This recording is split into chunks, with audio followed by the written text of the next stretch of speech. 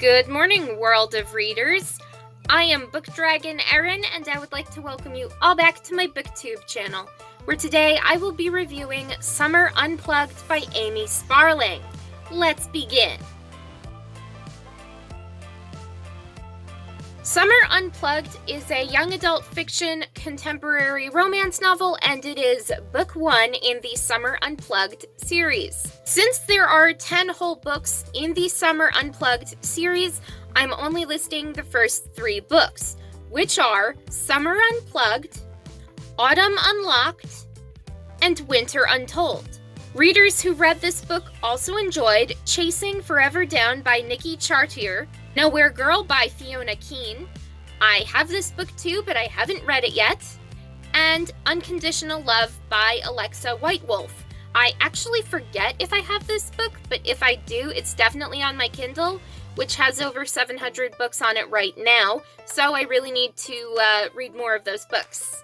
As far as the plot goes, Bailey is addicted to her cell phone, and her mom has had enough. After Bailey's mom catches her sending less than ladylike photos to a boy who barely knows her, she is sent away to her grandparents' house for the entire summer. No cell phone, no laptop, no iPod, no reception for anything, even if she did have her technology. Bailey thinks that the summer will be absolute torture without any social media at all. That is until she meets the cute boy next door. My thoughts on this book: Bailey is the epitome of reckless, shallow, and a rather stupid teenage party girl. She says she doesn't drink, but I really don't believe that. Yes, I am basing my assumption on her stereotypical party girl status. She might be doing drugs or smoking, weed or whatever else comes to mind. She sneaks out of the house late at night, attending parties, and she uses people to get what she wants. I mean, she called a not quite friend from high school to take her to a party that this friend didn't even want to go to in the first place.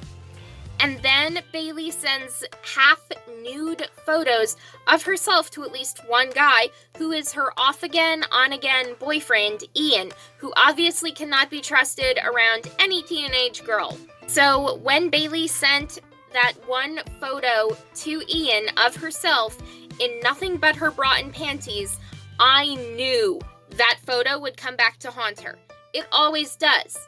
I get that brains don't finish developing until they're in their 20s, around 25, 26, that age range, and that teenagers don't think about the aftermath of their actions, but me being me, I don't understand how you can't use your own cerebral cortex, which is the impulse part of your brain. It tells you, okay, go do this, go do that. You don't think about these things. Or at least I need to study up on my brain chemistry again because I'm seeming to forget these things. But all in all, I get that I'm adventurous when it comes to hiking, rock climbing, whitewater rafting, dealing with wild animals. I know that's dangerous, and yes, that is adventurous, but I am not reckless enough to make a stupid decision like sending nudes to a guy that I barely know. It really aggravates me when teenagers complain about not having their phones. The way I see it, you're born into this world without a phone, so why become so dependent on a device that will probably become more of a burden to you than an asset? The only reason I use my cell phone is for reading on my Kindle app or filming videos for my booktube channel here. Most of the time anyways.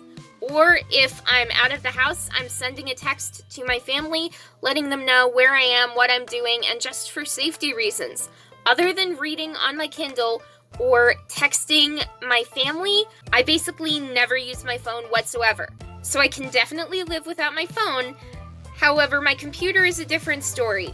I get that I can write on paper, but it is still so much faster writing on Microsoft Word. I really enjoy that. I wish that was a sponsor for this video right now. But moving on. Bailey's mom doesn't have the cojones to look Bailey in the eyes when she says, "I've been thinking about how to ground you after you sent those photos. You're going to be staying with your grandparents for the whole summer, and you're grounded when you get there. By the way, you're leaving tomorrow."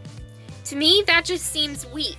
I'm not a mom, so I don't know if my perception will eventually change, but if you can't look your child in the eyes and tell them the truth about a situation, it seems to me sort of like a cop-out.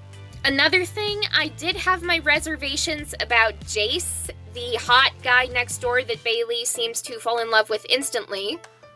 And he becomes Bailey's non-toxic love interest. So for that, I give him kudos. And when I saw that he truly meant well and only wanted the best for Bailey, I found it so romantic that Jace jumped through hoops just to be with Bailey. He befriended Bailey's grandma and ate her homemade cookies. He was proving to Bailey's grandpa that he wasn't the bad guy. Probably the best part of all, Jace up and moves his whole already independent lifestyle to be with Bailey and live in a place only 30 minutes away from her hometown. Before you ask, no, I am not giving any spoilers on the climax of this book, but it is so worth the read.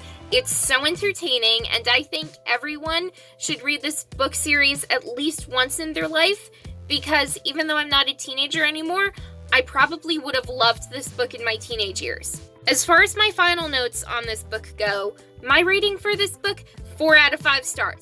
It was absolute perfection, but it still wasn't my favorite novel in the world, so that's why I gave it 1 star off. And my official review, if I wasn't a fan of Amy Sparling's books before, I am now. Bailey was a character who surprised me, going from the phone-addicted teenager to being perfectly content, techless. I am delighted that there are 9 other books in this whole Summer Unplugged series because I plan to read them all. Anyway, that is all for today, so if you enjoyed this video, hit that like button to show some support, subscribe to my booktube channel to get more videos like this, subscribe to my second channel to get other videos that are not entirely book-based, turn on those notifications to be notified when I upload brand new videos every single Sunday. Keep on reading and have a great day, everyone!